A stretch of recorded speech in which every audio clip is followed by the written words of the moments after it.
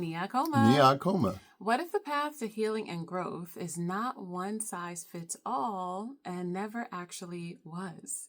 In this video, we're going to dive deep into the differences between counseling, coaching, and consulting, and why your culture and roots must be a part of the conversation.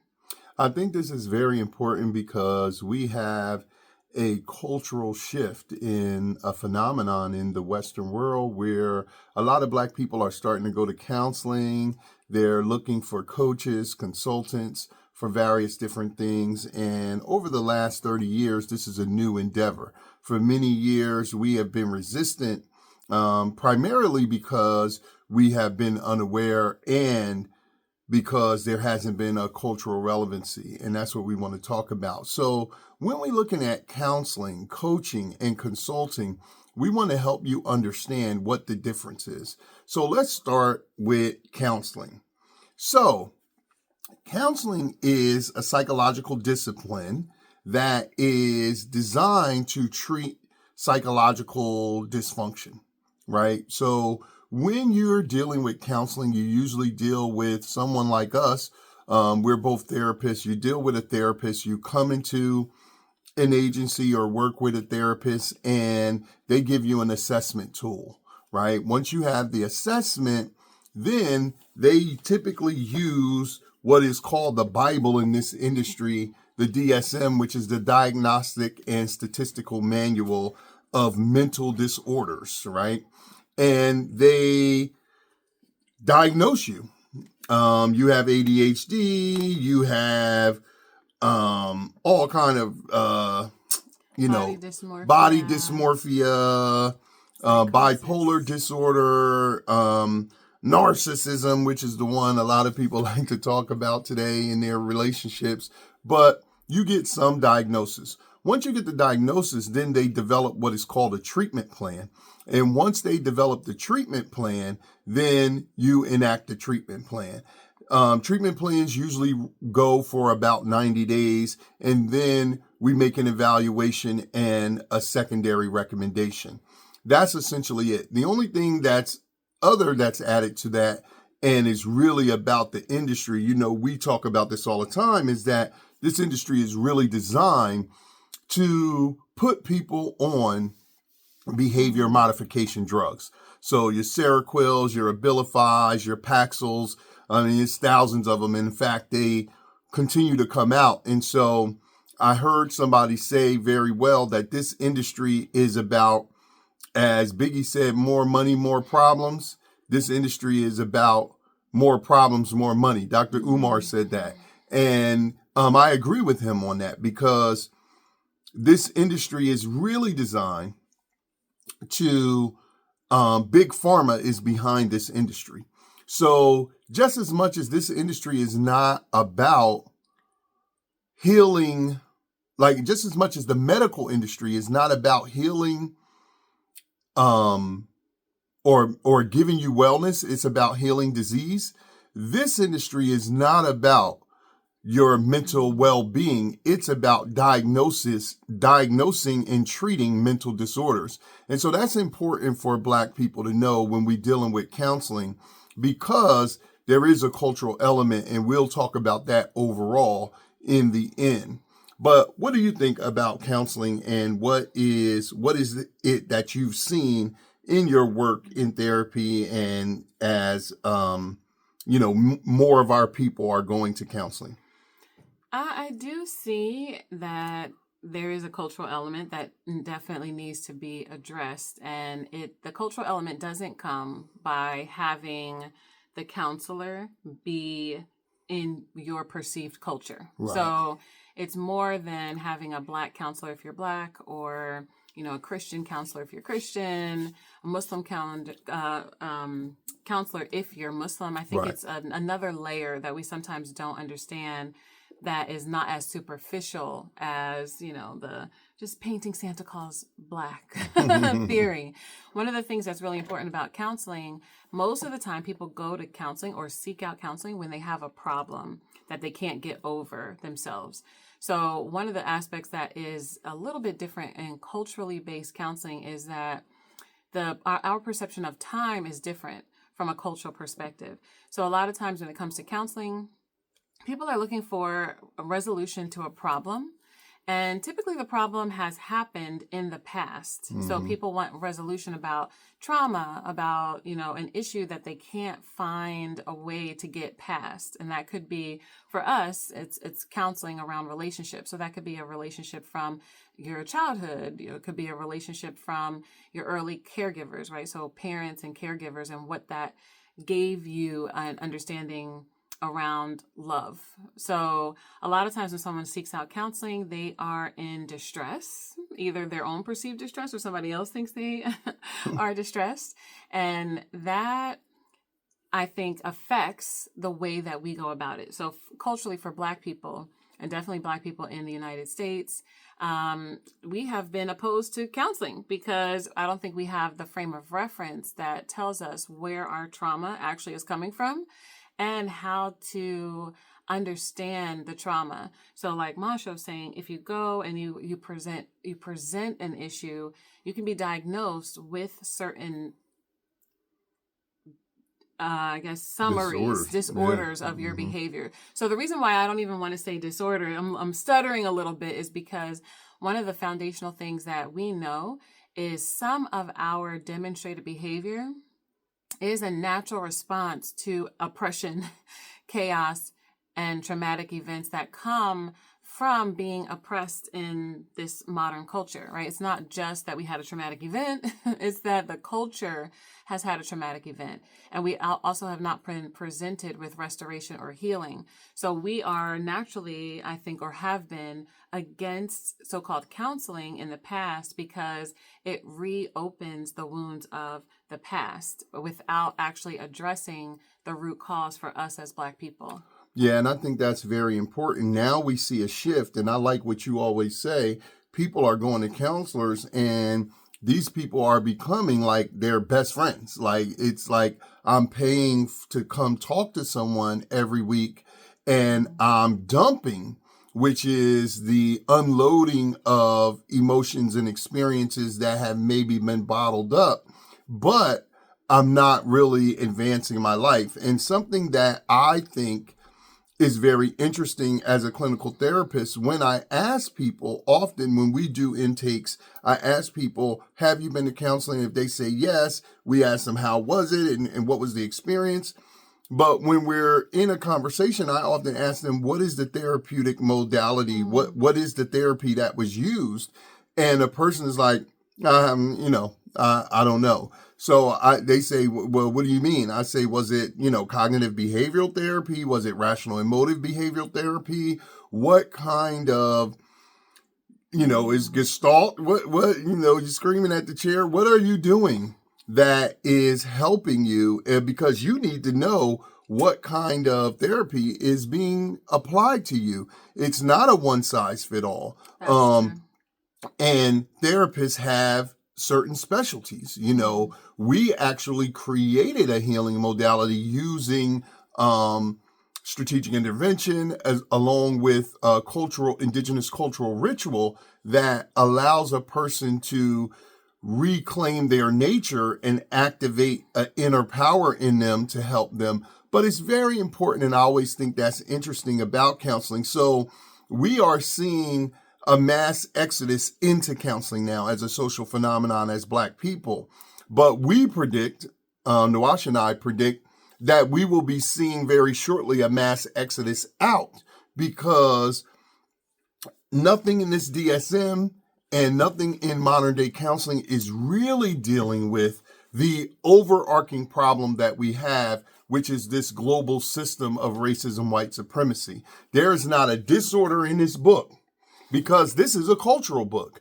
This book and all the versions of it, I think they're on 6 now, all of the versions of it are really designed by the actual people who are oppressing us. So they don't see themselves, or they pretend that they don't.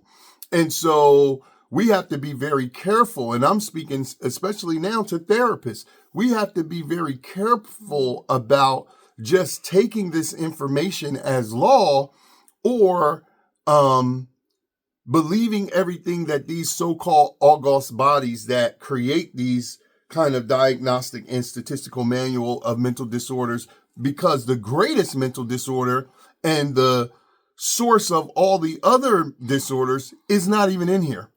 And there is an absence of historical context on like the Sahu, which is the transmigration of the soul, which the Greeks, which is an African concept, the Greeks called it psych, and that became the root of psychology, psychiatry, etc. So we have to understand that, and to not understand that puts us at a disadvantage, whether we're a therapist or a client receiving counseling. But the last point that I'll say that's important for us to know is that counseling is really, as an industry, in this industry, the drive for it is this medication. And what is generally understood, Black people don't take medication, right? Unless we have chronic and persistent disorders and we have surrendered to, hey, listen, I can't cope. I can't stabilize my mood. I can't adjust myself. So I need something else to cope. And in succeeding generations, we seeing more of it. But if you go back a couple of generations, like in the 80s and before, Black people like, hey, no counseling, no medication. I don't want to get on no meds. It's suspicious. Yeah, now it's a little bit different because things like the Tuskegee experiment and stuff like that really ended in the 70s, right? A lot of people don't know that experiment went on for a very long time. And so that's in many of our lifetimes, right? So we have an aversion to it. So this industry has had an aversion to us because we know, hey, we're going to make the most money off of medication and Black people don't take no meds. This is one of the reasons why it's so important for us to come to an understanding about our minds, about, our challenges and about our behavior, because I think the reason why the conversation around medication has changed in the recent generations is because we as a group acquiesced and put our children on medication. Absolutely. So when you do that in a generation, you grow up understanding that it's possible to have behavior modification through your medication. So this is why it's extremely important for us to understand what is the behavioral response to certain stimuli and how we can learn how to regulate ourselves. Because once we tell our children, oh, you have a challenge, you can't sit still, take this pill. You have a challenge, you're angry, take this pill. You have a challenge, you don't like yourself the way you look, take this pill. What happens is, as soon as you have another problem, you have a kind of learned helplessness and a learned reliance on an outside source to modify your feelings and regulate your emotions. And that makes you much more willing to look for that kind of solution as a teenager, as a young adult, and as, a more seasoned adult. So I think there is a bridge that has to happen between there's absolutely no intervention and what's my business is my business and I don't need any kind of help to I'll take whatever the, remedy is without actually vetting the remedy or vetting the source that's giving the remedy. Right. And this is where we are recovering from being experimented on and being guinea pigs and just being the experiment to what someone actually doesn't want to solve the problem. They just want to see how they can intervene about the problem or on the problem. And this is something that we know in our minds that we are also a little bit, we don't trust as we shouldn't, right? But we are at a loss when we don't understand how to resolve the actual issue. So when we're going to counseling, it's typically because we have a problem. It's typically because it's something that we can't resolve, which means it probably happened in the past. Even if we don't know that it happened in the past, we know that there's something like undone. And that's why we start saying, I need counseling, or my husband or wife needs counseling, or my child needs counseling. We need someone. But as Masha was saying, we also don't have intact support.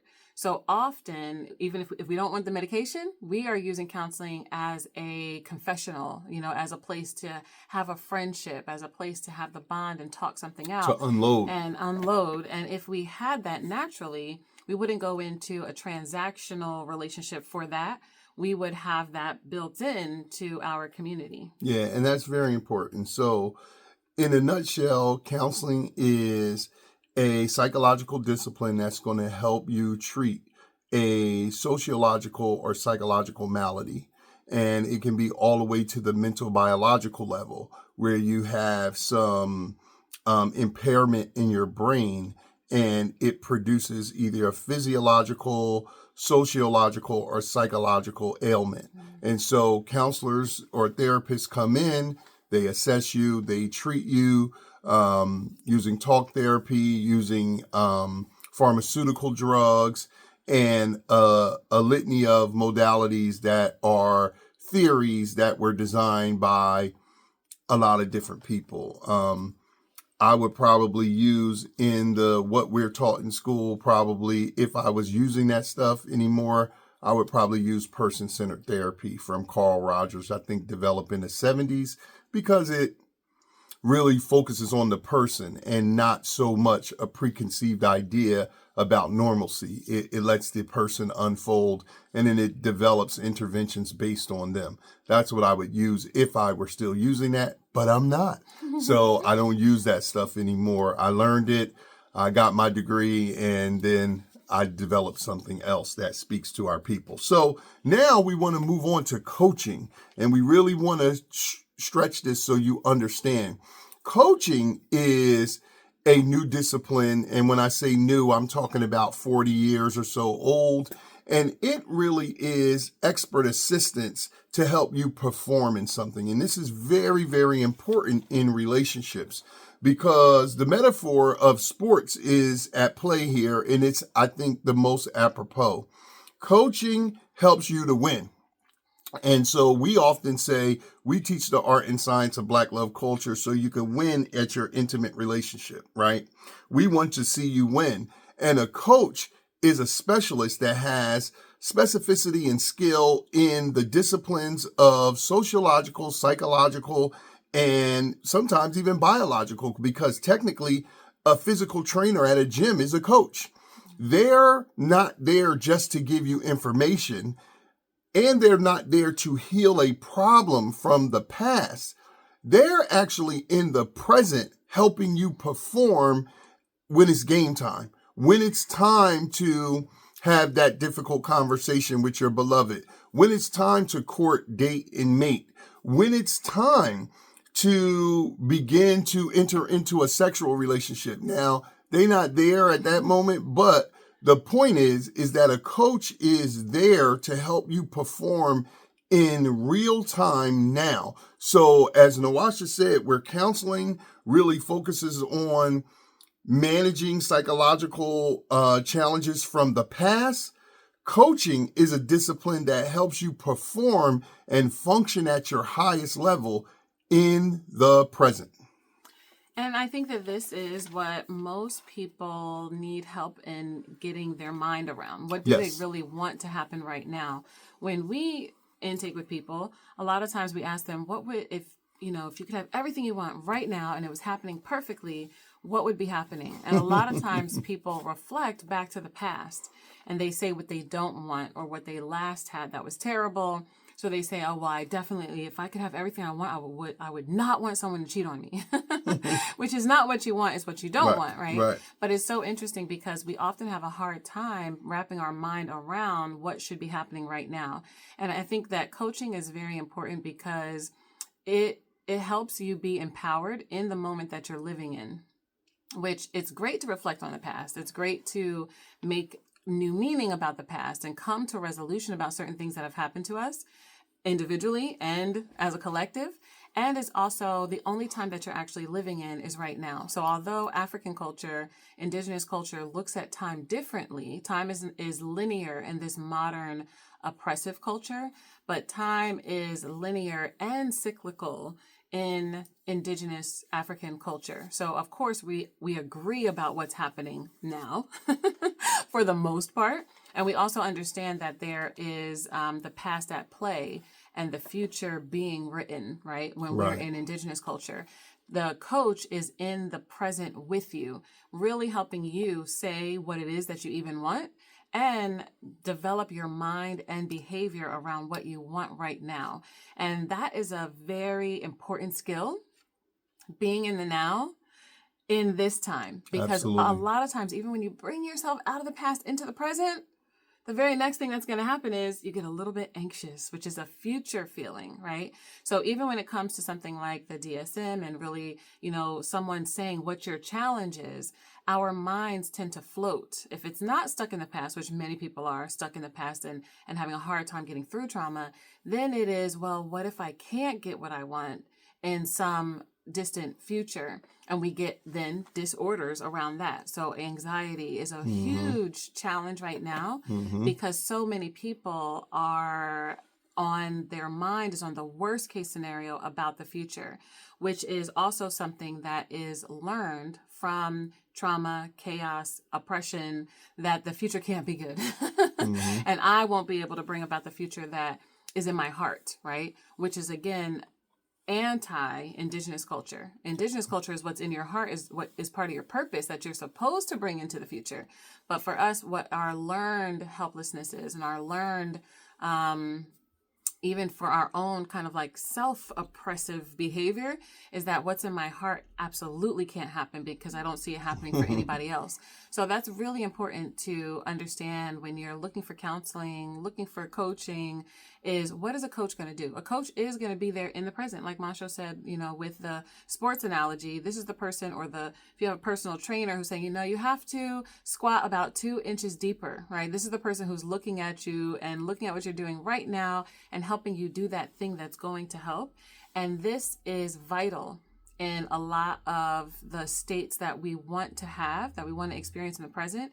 We really actually need a coach, someone who's in there looking at what we're doing and giving us live feedback and helping us practice so that we're ready to go to create the life that we want to experience in the present. Yeah, because a lot of people say, did you communicate what you feel? Yeah, I always do.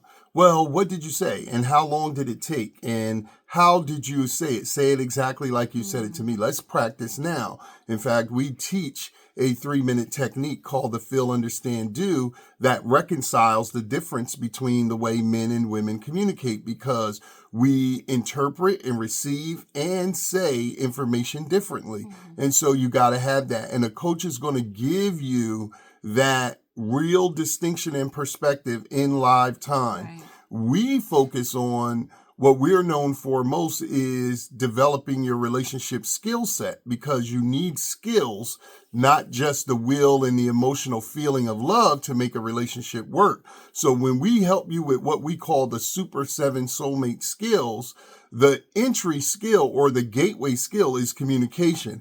Everyone says that they communicate well because we deal with Blacks in leadership. So they're professionals, they're successful, they're entrepreneurs, they're authors, they're spiritual leaders, they're politicians, judges, doctors, pilots, whatever. And they often think because they excel in the professional arena or the service-based arena, that transfers to their intimate communication, but it does not, because it is a totally different way of relating, and it is heart to heart, not necessarily mind to mind. And so you have to practice that in live time with someone who is extremely effective at making it work. And I think that the reason why, professionals, high earners have this feeling is because of how we think about relationships, right? Right. So we don't think that we should have a consultant or, a coach in relationships because it's personal or it's private or it seems like very intimate. But what I find really interesting is that typically people don't rise to great levels in their professional field without a coach, right? Without that teacher who is like, this is how you do this, whatever it is. Most of us aren't going to be the expert, high level professional without a guide, or what we call sometimes a mentor or a teacher or someone that we looked up to, that kind of we came under their wing to learn the field. You would never well, let me not say never. There are some people who self-teach through video games how to be a pilot. But to actually have a pilot's license, you need a certain amount of hours, right? And when you come under those hours, it's under supervision, right? That someone is actually saying that now you are a judge, a doctor, a pilot, even an entrepreneur. You need to be able to be successful in your selling after a certain amount of time. And I think that because we have the wrong perception about what a relationship is supposed to be and its function, its purpose, and how we get into them, we exclude that major part of our life from getting a coach. Even if Right. you love basketball, Right. just having a basketball doesn't make you a great player. Right. Just watching basketball doesn't make you a great player. If you're a little kid joining a basketball team for the first time, you are going to appreciate your coach, even when they're a challenge, even when you make mistakes, even when it's a little bit of a struggle. You have this trust that this person is watching you and they want you to do really well in the game, right? So that element is so important for any area of life that we want to be successful in. Yeah, absolutely. And that's why we teach life and love, purpose, conscious courting, 3D communication, the harmonizing of styles, intimacy and sex, resolving conflict, and how to plan a power couple love legacy. Because if you don't have those 7 skills that we call the Super 7 Soulmate skills, you are not qualified to be in a relationship. I don't care how many millions of dollars you have, how many degrees you have, what you're achieving in your life, spiritually, culturally, or socially. If you don't have those skills, you aren't pre-qualified to be in a relationship, and you won't navigate a relationship well. There's going to be a lot of problems. You're going to need a coach to help you find a counselor so you can get some things together. But now we want to move to consulting, capping off the 3. And consulting is specialized experts that really help you with a future plan, right? So this could be a birth. A doula is a consultant, right? A lot of a lot of sisters are going into that, and she's a coach as well. We have, like, if you are planning your umemelo or your rites of passage, right?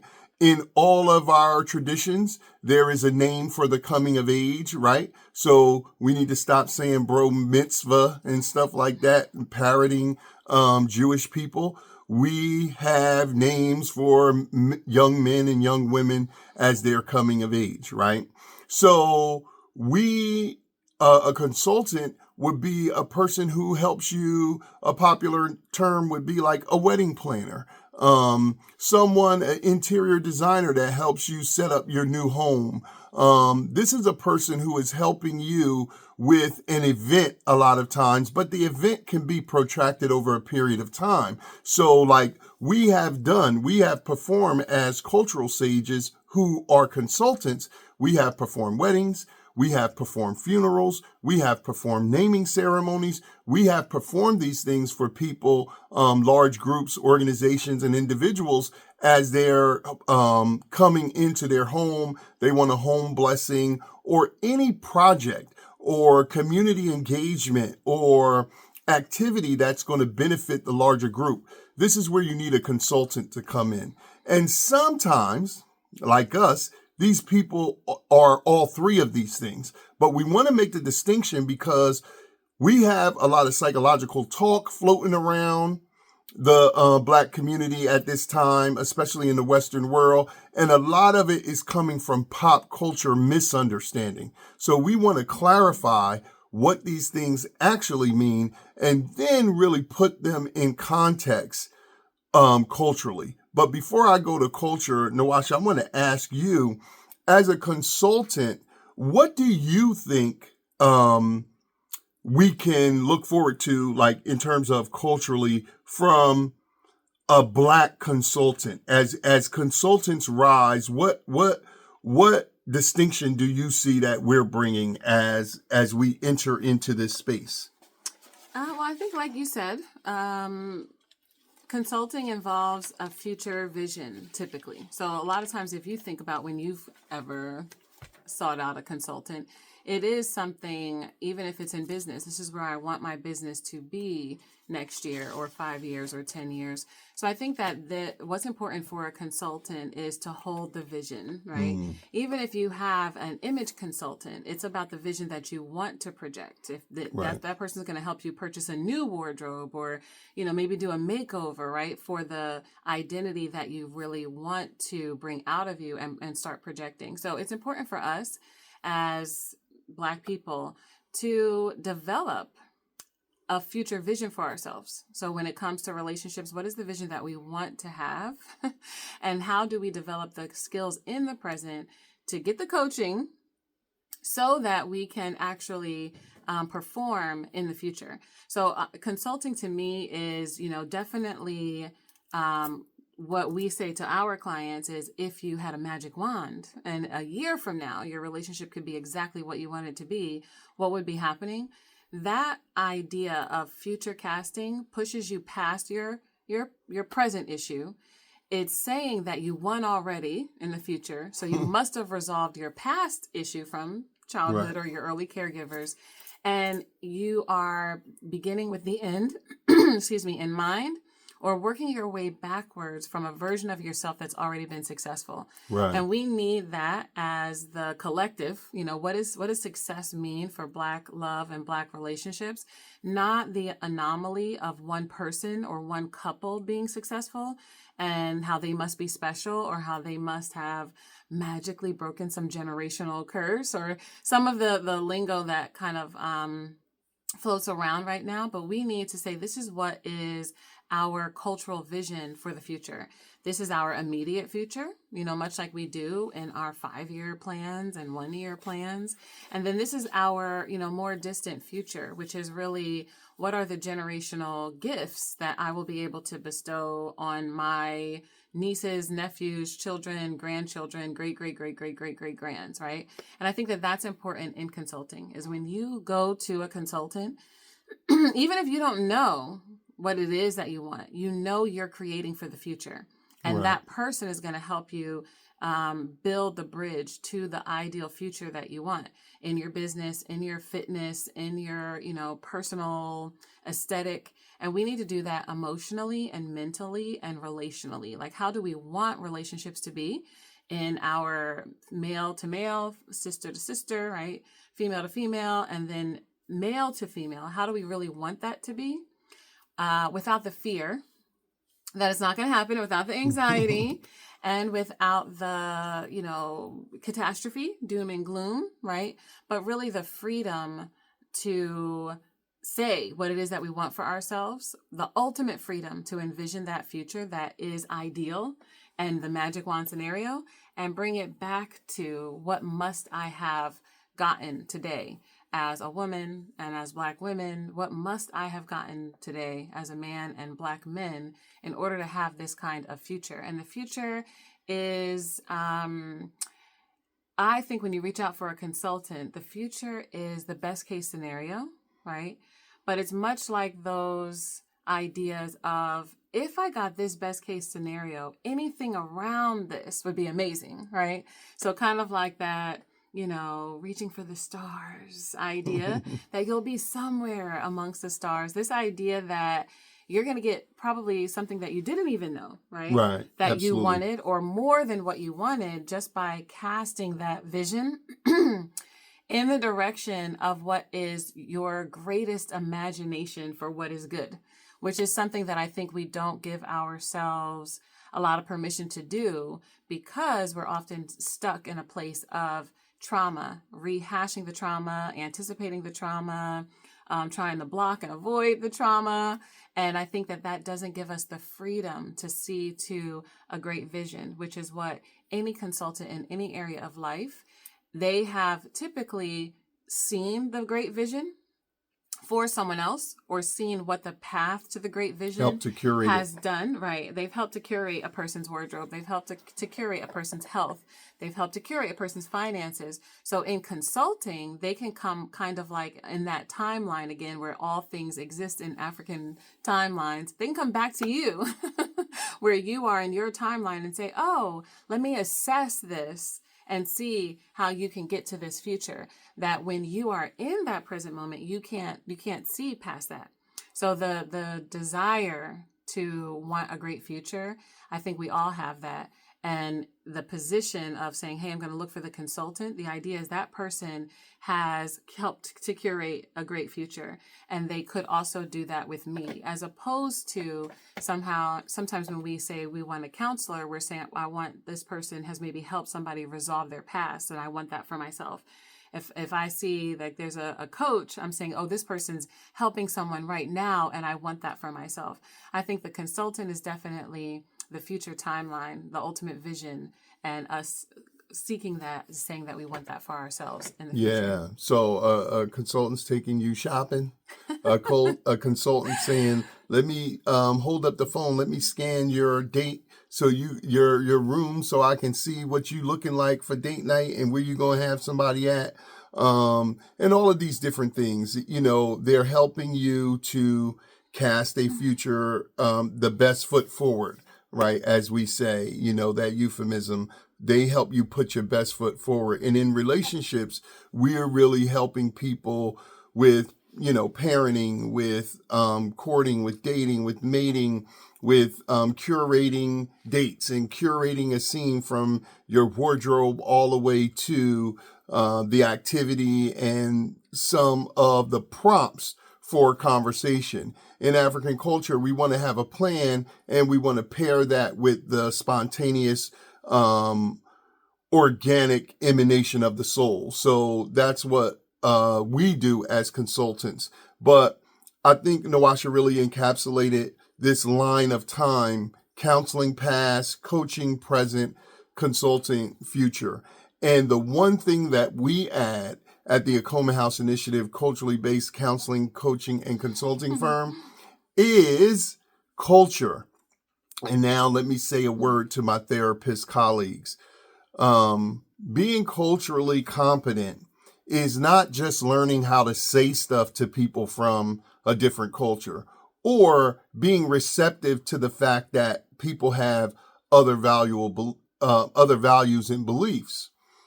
That is just a general courtesy that unfortunately we have to be taught in humanity today, because we're not courteous, and we move from everybody's center is the European, whether you're European or not. Your central thought, your central education, your central language in the Western world comes from Europeans.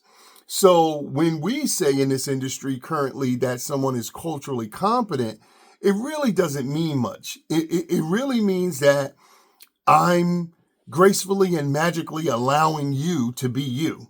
And that should be a prerequisite of all human interaction. But when we say culturally based, what we mean is that we're actually moving from the thought, speech, and ideological action of indigenous Black Africans, right? Or indigenous Black humans, wherever they are around the world. Whether, it's the Maori people, the Dogon, Dagara, Dogon, the Botswana, the Kikongo, the Ethiopian, etc.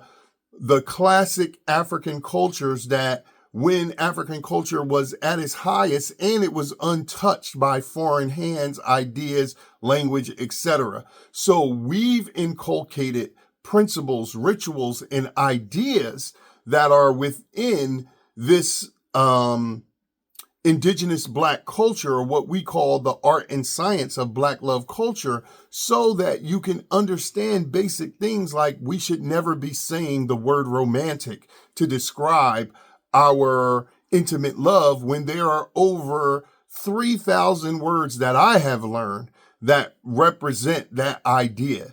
And we could go on and on down the line: how we court, how we mate, how we resolve conflict. All of these things, really, when we're indigenous Black people, are tapped in to our unconscious mind. And our unconscious mind is beneath subconscious. It's not something that was formerly conscious that has been repressed because of organization or trauma. Unconscious is knowing things that are beyond your life. It's the cellular DNA, often called the Akashic records, or many different words that terms people use. But basically what it is the mind of God, your ancestral DNA that is implanted in you at conception. It has all the knowledge of our people from previous lifetimes in it. And so this is why we see Black people doing things the same way in different places through the line of time, and they've never known each other, whether it be dances, hairstyles, clothes, and all other things that we try to put as culture. But culture is truly a group value system that emanates from the nature of its members and gives functionality to our thought, speech, and action in life. It makes everything functional. Without your culture, you naturally become dysfunctional. And then you are in this wheel of counseling that is typically being promoted to our people from our oppressors, even when the agents of that modality, those healing modalities, look like yourself. That's not going to move the needle. So I implore all of our people to understand the distinction between these three disciplines, to always move from a cultural center and a cultural base, and then to activate the past and future self crystallized into the present of who you are now. And this is what we offer at the Akoma House Initiative, which is a culturally based counseling, coaching, and consulting firm. So this is what we're offering. This is what we want you to understand. And this is what we want you to engage with as you move through your life cycle development and as you heal your individual and collective traumas, and as you plan to manifest your latent greatness that was put into you upon birth. So this is what we're offering. If you're interested, check out the link. Check out this link and get with us. We'd love to talk to you. We can't wait to talk to you. And until that time, as always, we're greeting you in the universal words of the art and science of Black love culture. And we're saying, Ni Akoma. Ni Akoma.